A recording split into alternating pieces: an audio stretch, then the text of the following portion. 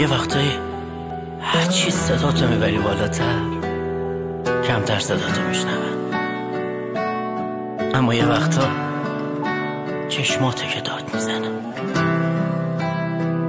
الان چشمام باهات حرف داره، یه دقیقه تو چشمام نگاه کن، هیچی نکن. چشمامو میبینی داغونه این خونه دلتنگه، خونمون دلتنگه. چشماتو میبینم سردی، تو چه خون سردی.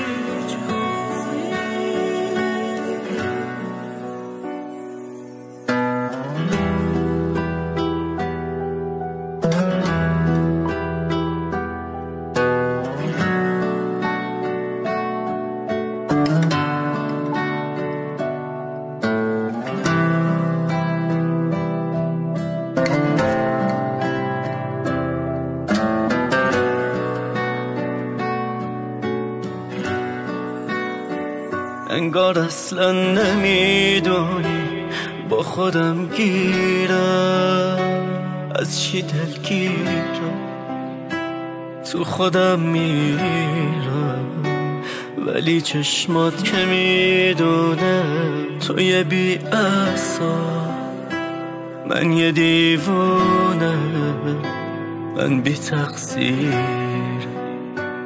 انگار اصلا نمیدونی با خودم گیرم، از چی دلگیرم تو خودم میرم، ولی چشمات که میدونه تو یه بی اعصاب، من یه دیوونه، من بی تقصیر.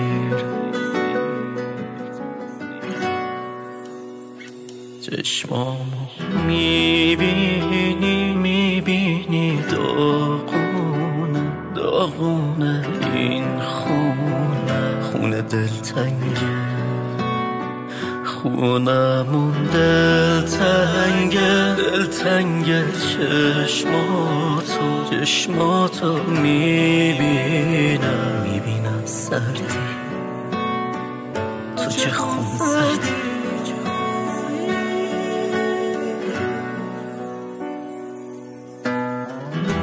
شنیدی چی گفتم؟ نه مثل تو صدامو بردم بالا، نه مثل من به تک تک حرفام گوش دادی.